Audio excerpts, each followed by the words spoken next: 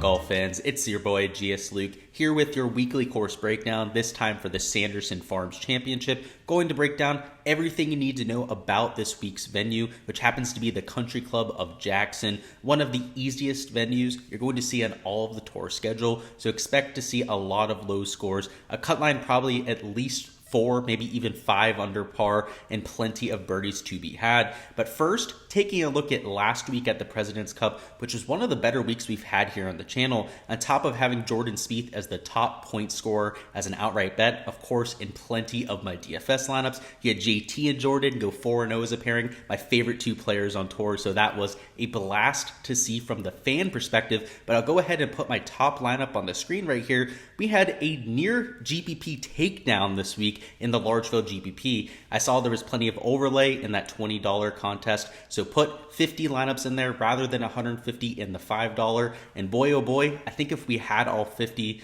or I should say all 100 extra combinations to make it 150 there, we probably would have taken something down. I had all of the top guys in my player pool. You can see that lineup ended up not having Tom, Kim, and Munoz together, which ended up being the nuts for that event. And if I had those two players, which I had in plenty of other combinations, we could have been up there in first too. But I'll take it. It's a top 20 finish nonetheless. And of course, from the betting perspective, we hit that outright ticket too. And now we get into the swing season, which can be a really profitable time of year. Now, there's a lot higher competition. I'd say a lot higher percentage of the field are players that are doing active research week to week, but there's still plenty of leverage to be had. And of course, if we're trying to take shots on some of these guys early, like last year, for example, guys like Hayden Buckley got off to a hot start. You could have ridden that for a few events. A few guys like Davis Riley, Cam Young popped off after his first 3 or 4 starts there.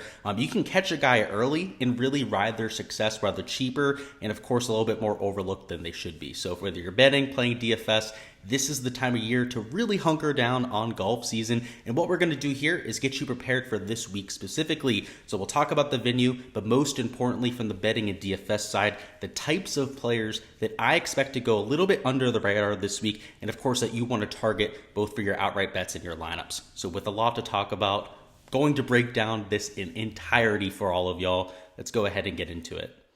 We've got ourselves a full field event, 156 players in typical cut line roles. So as a result, a smaller percentage of the field will be playing there on Saturday and Sunday. So if you're playing there in DFS, 6 of 6 percentages, going to be especially low this week unless a ton of that chalk ends up getting through. A few President's Cup players will be in the field, so you're going to have Sebastian Munoz and Christian Bezainhout from the internationals, and then last year's champion Sam Burns, who won this event last year with an absolute ball striking clinic, is also going to be teeing it up. So outside of those three, it's a much weaker field than what you'll see during I'd call it the heat of the season, right? What happens there after the Tournament of Champions. But during the swing season, you're going to see a few notable young up-and-coming superstars really assert themselves, like a Sam Burns, for example, who is one of the players who would still play during the swing season. And now at this point, the only reason he's here is because he's a returning champion, right? You know, after the President's Cup, that celebration on Sunday, which I'm sure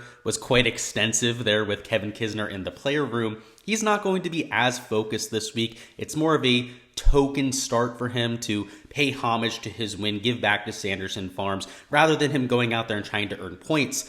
On the flip side, you have guys like a JT Poston, a Sebastian Munoz, Christian Bezainhout is a perfect example of where a swing season event win could completely change their career. It could alter their trajectory, take them from maybe this up-and-coming okay player that people kind of know has some talent but hasn't really broken through yet, to somebody to really keep an eye on that might end up getting into the top 30 there in East Lake. So these sort of players we want to keep an eye on, particularly some of these President's Cuppers from the international side, but also a few of the Korn Ferry Tour guys that just got their card this year. So nearly all 25 other graduates will be in the field. Also, a few of the European Tour players, like a Dean Burmeister, for example, are at least in the field as of right now. Now, last time, Burmeister did end up pulling out in favor of a DP World Tour event, so clearly still a lot of allegiance to that tour for Burmeister, but at this point is listed in this field. So you're going to get an influx of talent, a few names that some of you PGA Tour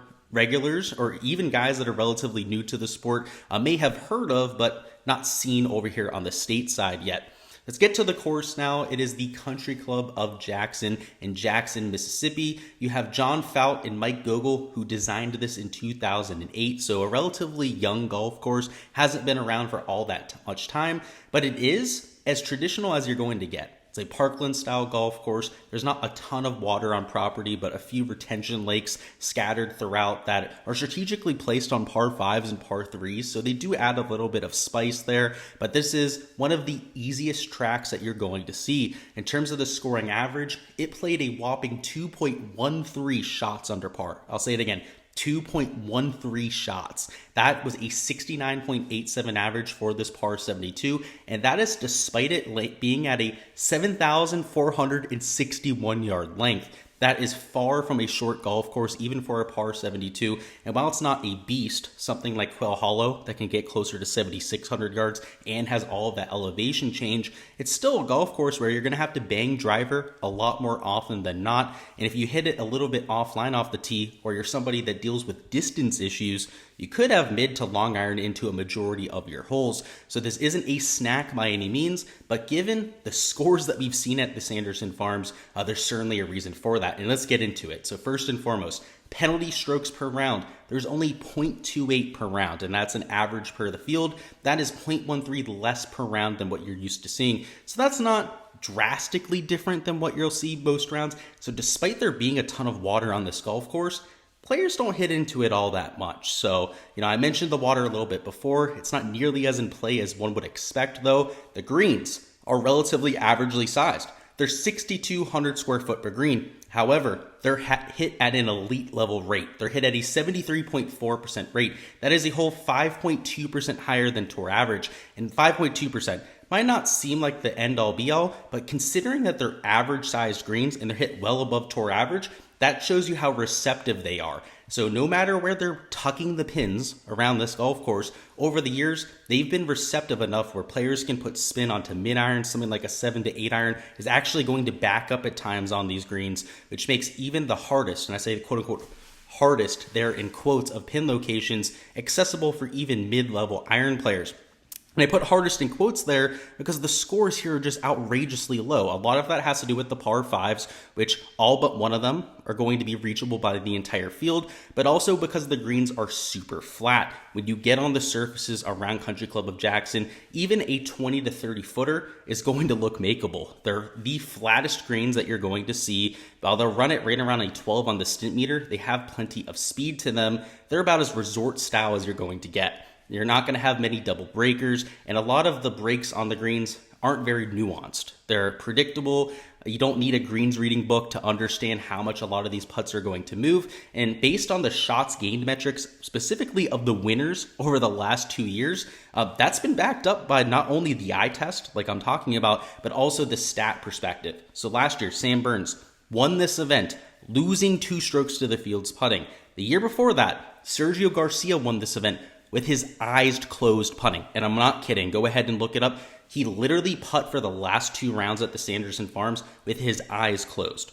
And he won this event. Now, he ended up gaining strokes putting that week, which we know for Sergio, that's an outlier. It doesn't happen that often. But what that tells us is that you don't have to go out there and be the best putter to go out there and have success. Because they're so flat, it's a lot more about execution with your putting stroke rather than reading the greens. And Sergio, notoriously, a very poor green reader, right? So if somebody like him can have success here, maybe we should be looking for those sort of players as well that maybe struggle at most courses with their putting, but are very, very stout with their tee to green play, just like Sam Burns was able to do last year, gaining over 16 strokes there from tee to green.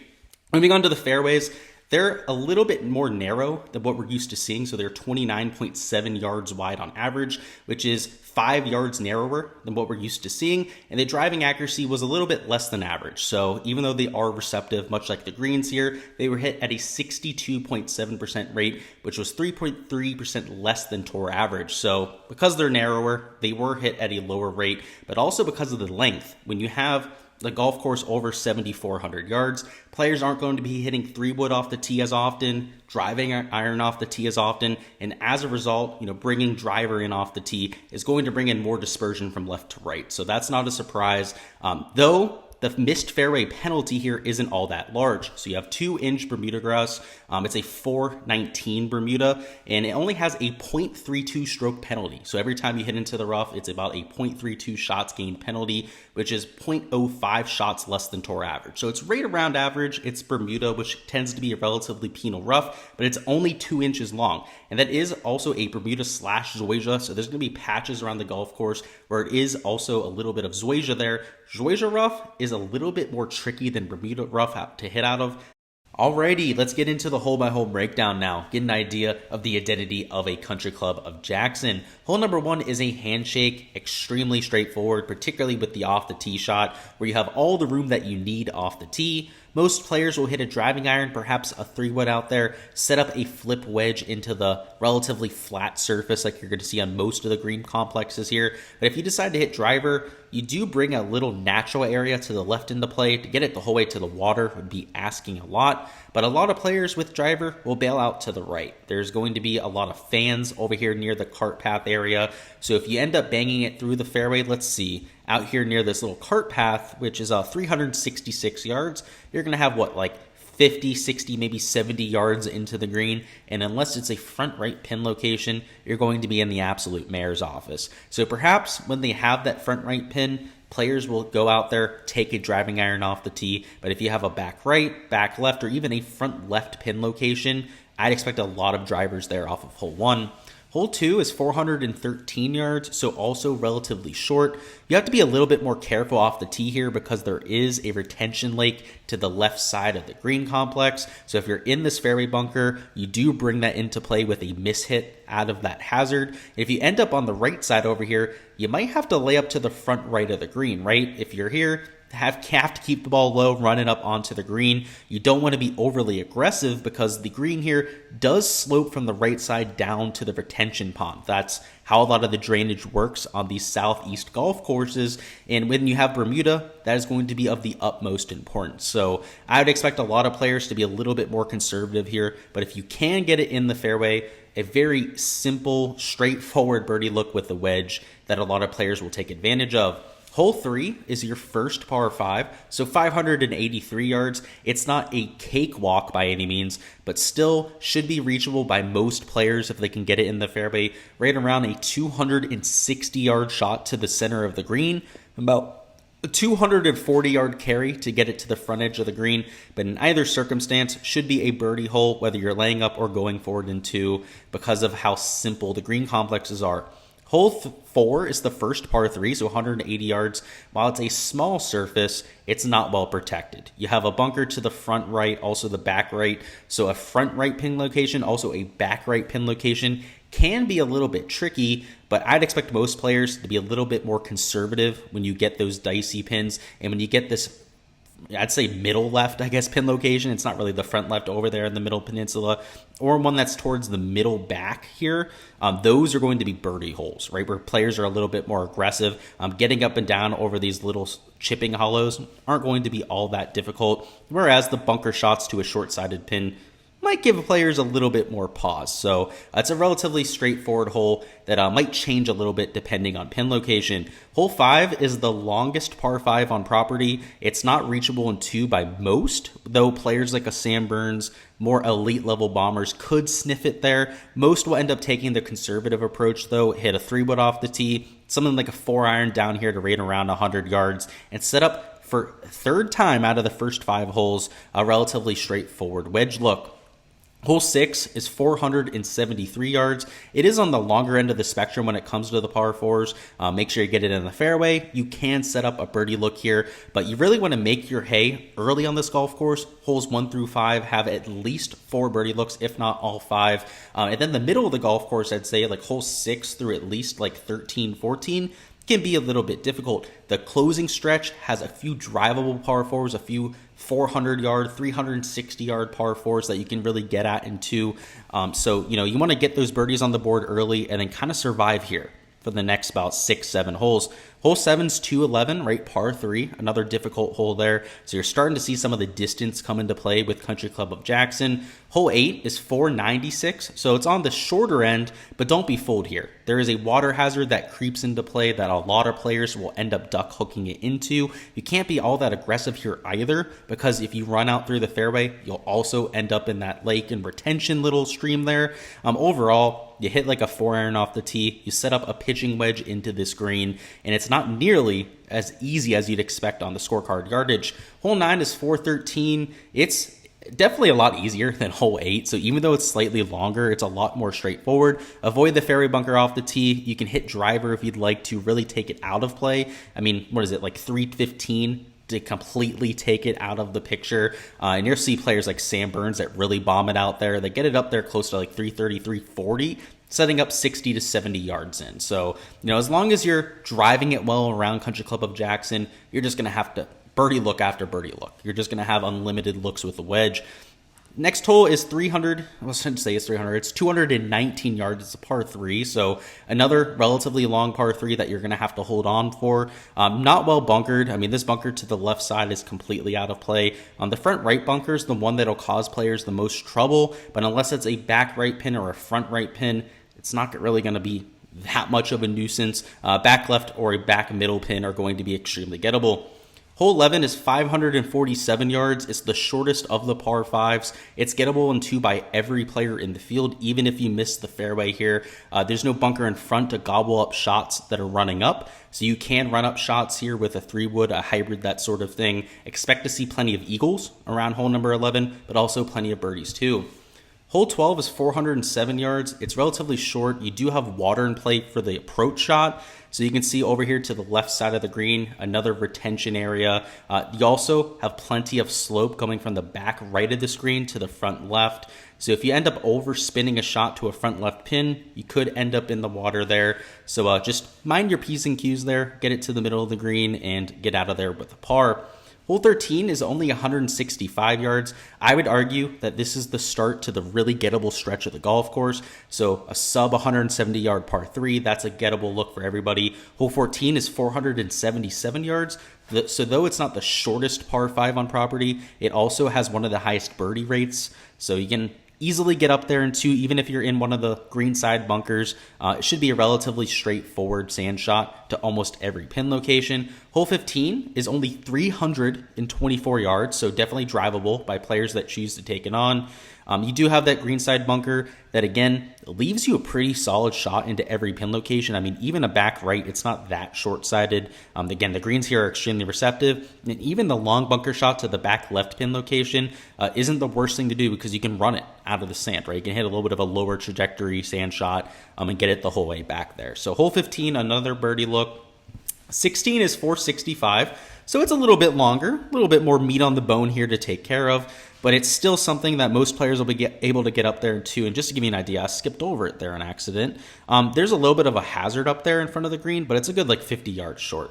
So most players aren't going to have to deal with it unless you completely mishit your ball, unless you overcook it. I saw 20, 30 yards left of the green here. It should be a straightforward hole. So it could be a little bit exciting if somebody hits a shank out there, the 5-letter S word that we don't like saying around there, but should be a birdie opportunity or at least a par hole for most players. Hole 17 is a short par 4, straightforward, not any fairway bunkers in play. Players that choose to take a driver might get it close to this fairway bunker, but still 336 leaves you plenty of room in front of it. So do so, you're left with a 70-yard wedge shot. This is going to be a hole that really determines the golf tournament, as it's not a gimme birdie, but it's going to have right around like 50-50, maybe a 50-50 birdie rate, particularly if they move the tees up. And if that's the case, there on a Sunday, those are the exact type of holes that end up winning you or losing you a golf tournament. Hole 18 is a lot more difficult, so this is the longest par 4 on property. It's 486 yards, pretty much everything you'd hope for in a finishing hole. It's got no bunkering to speak of, but around the green, it's a lot more difficult than most holes. So the first thing I'll say here is that everything runs off. So over the back of the green, you can kind of get a picture here, which is great. A lot of the times, the satellite imagery doesn't give you enough respect, but you can see just how drastically it falls off right there. You can't even see a lot of the fairway cut behind that green. That's how steep the slope is right there. So a lot of people end up going over the green, so to a back right pin location, that can kind of suck. The entire green is like that. You can tell it's almost like a little bit of an upside down bowl right here, where everything is falling off to the sides. And now a lot of holes around this venue are like that, but they're not nearly as drastic as what you have on hole number 18. A lot of times you'll be able to putt up a lot of those slopes. When it's that steep like you have over the back of 18, it's something that we've seen really bite players in the past. So, hole 18, it's a longer par 4. You definitely want to hit the fairway there, but most importantly, just get it on the putting surface and 2-putt. You had plenty of birdie opportunities coming into hole number 18. You don't want to give them all away there in the final chance. Now that we've seen the golf course and talked about some of the specifics, let's talk about the types of stats I'm looking at to try and identify my top plays this week. So for our key stats at number 1, we're going to have shots gained approach, the king of all shots gained metrics. It's going to be a key indicator for success at pretty much any venue, but over the last 2 years, we've seen some real approach play specialists have success around Jackson. So last year, Sam Burns, of course, one of the most pinpoint accurate iron players that we have in all of the PGA Tour. And the year before that, Sergio Garcia is one of the best of all time, right? So a clear level of correlation we've seen between both of those players, but also both of them didn't gain a bunch on approach. Sam Burns lost 2 strokes putting last year en route to his win, and then the year prior, you had Sergio, who did gain with the flat stick, but is infamously one of the worst putters on all of the PGA Tour. So we're going to talk about putting here in a second. In fact, it's the next stat we're going to talk about, but it's not the end-all be-all. If you're somebody who can struggle in that department because of how flat these green complexes are, you can go out there, get a little bit lucky, get a few to drop that typically don't. It's a lot more about your execution with your putting stroke than it is about actually reading the greens and run a little bit harder than you're used to. And in fact, Sergio was able to do so with his eyes closed, right? So if Sergio can make putts here with his eyes closed, pretty much anybody can. So I'm looking at shots gained approach as my end-all be-all this week. But if you end up being a good putter on Bermuda grass, like we're going to talk about right now, that's also a little bit of a boost. So if you take a look at the 2nd through 10th place finishers at this event over the last 2-3 iterations, you've seen a lot of correlation between putting and a lot of those top-end success. A lot of them have gone out there, been pretty decent on approach like you're used to seeing, but most notably, for their career, a lot of them have been Bermuda specialists. Guys like Ryan Armour, for example. Last year, you saw a lot of guys in the top 5 that gained over half a stroke per round on Bermuda grass for the season. I'm going to be looking at those similar type of trends because when 73.4% of greens are being hit, it's a lot more about cashing in on those opportunities than it is about setting them up. This is one of the more straightforward ball striking tests that you're going to have on tour. Not any trees that really come into play unless you miss heavily on one of the few holes out there that have trees. There's not a lot of water to get yourself into trouble. It's only a 2-inch Bermuda rough. I mean, off the tee, you can kind of spray it and still hit almost every single green in regulation. So for me, shots gained putting on Bermuda is a great way to raise your floor, to get yourself into that top 25. But to win this event, we have seen that you have to have that approach play, right? So that's why approach play is there at number 1, and number 2, we have the shots gained putting on Bermuda. But ideally, you can match both of them up. If there's one surface that Sergio has been okay on for his career, and again, he's pretty much dog shit no matter what category we look at, it is on Bermuda. And Sam Burns, one of the best iron players, especially in terms of a young up-and-coming player that we have on all of the PGA Tour, is one of the best Bermuda putters in all of the world, let alone for somebody that's such an elite level iron player. So not a surprise to see both of those stats at the top of the heap. But at number 3, we also have birdie or better percentage. So at such an easy golf course, again, a scoring average better than 2 shots under par, you would expect a lot of players to go out there and make 5, 6, maybe even 7 birdies per round. And especially when we're playing on Draftkings, going for a DFS lineup there, it's all about birdie production. Your birdie production is a lot more correlated to your fantasy point production than, let's say, your finishing position, because that can be a little bit more volatile, where you get 30 points for first place as opposed to 20 for second place. That's a whole 10-point difference. That 10-point difference is the pretty much equating to 2, maybe 3 birdies, depending on what contest that you're in. That really isn't all that much at the end of the week, right? Particularly if you're a high birdie percentage player that may post 6 to 7 birdies on a round, may bogey 4 to 5 as well, but is going out there and scoring at a higher clip than the guys that might finish higher than them on the positioning board, but not in terms of fantasy points. So it's something that I'm always looking at, especially so at an easy golf course like this, where a majority of the field is still going to shoot multiple shots under par. So if you're going to get to 6, 7 under to make the cut, if you're going to have to get to 20 to 25 under to win this golf tournament, I want the guys that have gone out there routinely and made more birdies than their peers. Par 5 scoring is another stat I'm looking at. Also shots gained at Birdie Fest. So a few events around the PGA Tour where you have better than a 1.75 shot under par average. I'm looking at as a shots gained Birdie Fest course. Shots gained off the tee isn't being completely ignored this week, but it's certainly a little bit less important than most weeks. Same thing with shots gained around the green is also in the model, but not nearly as important at this golf tournament as it would be for other venues. GIR percentage important. Shots gained on fast greens. We've seen Country Club of Jackson run right around a 12 or maybe even a 12.5 on this stint meter over the last few iterations. So I'm looking at shots gained on fast greens, shots gained at comp courses, which we'll talk about here in a second, and of course, shots gained at the Country Club of Jackson for anybody with a sample size. We're going to wrap this up with my comps, the best courses around the tour that I think are going to play to a similar level of difficulty or just highlight the same type of skill set as a Country Club of Jackson. And at number 1, we have Corrales Golf Club, the home of the Corrales Puticana Championship. It's over there in the Dominican. It's that's an alternate field event, not the strongest of fields.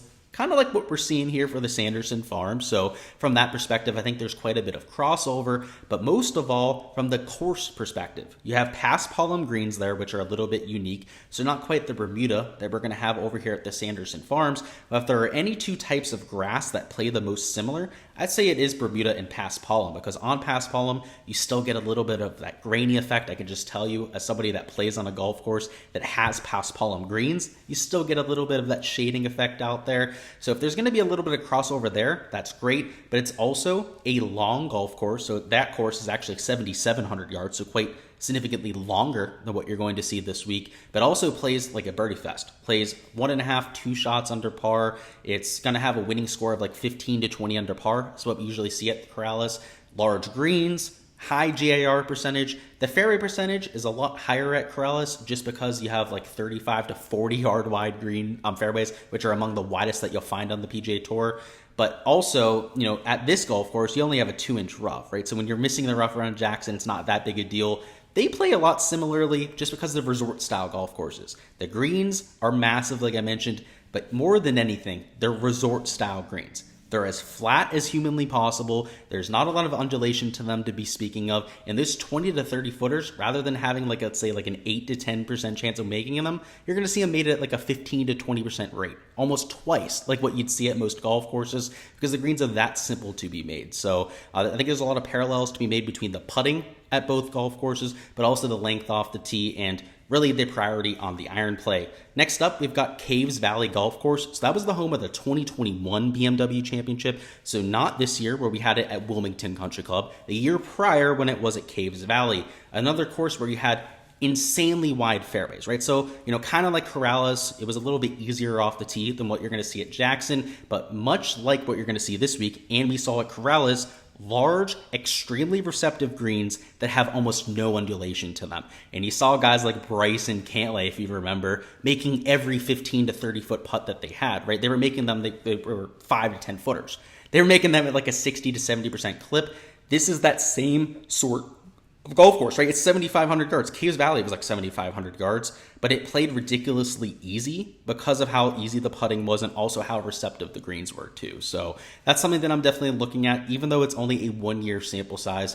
I think the parallels between the courses, both from the visual and the playing perspective, are too much to ignore. And lastly, we have La Quinta Country Club and also the Nicklaus Tournament course, which is 2 of the courses in the track for the American Express, right? So you have the PGA West Stadium course. They play that for 2 rounds around the American Express. And then you have the La Quinta Country Club and tournament course for Nicklaus.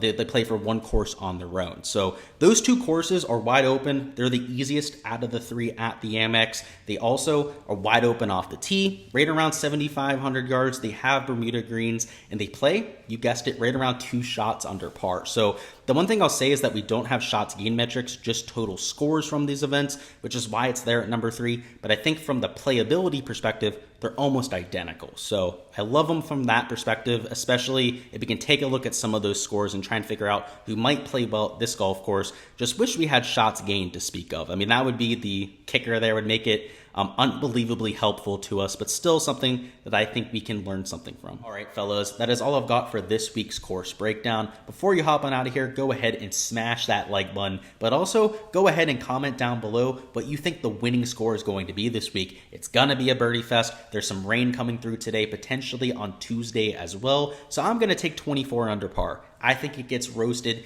Even with a weaker field, somebody goes out there and has a little bit of a masterclass sort of performance. But go ahead and let me know down below what score that you're taking. And of course, go ahead and smash that like button like I mentioned. We will have even more content dropping throughout the week. So we'll have core picks dropping on later this afternoon. We'll have NFL content as per usual dropping for the Thursday night slate, main slate, a live stream on Friday evening covering everything week 4 for the NFL season, and our weekly live stream on Wednesday at 7 p.m. covering all things golf DFS for this weekend's event too. So all of that content like you're used to seeing there. So make sure you are subscribed to the channel if you haven't already so you don't miss any of that content in the future. But best of luck with any outright bets that you decide to place this week, any DFS lineups that you decide to enter as well. And may one of us take home a GPP this week.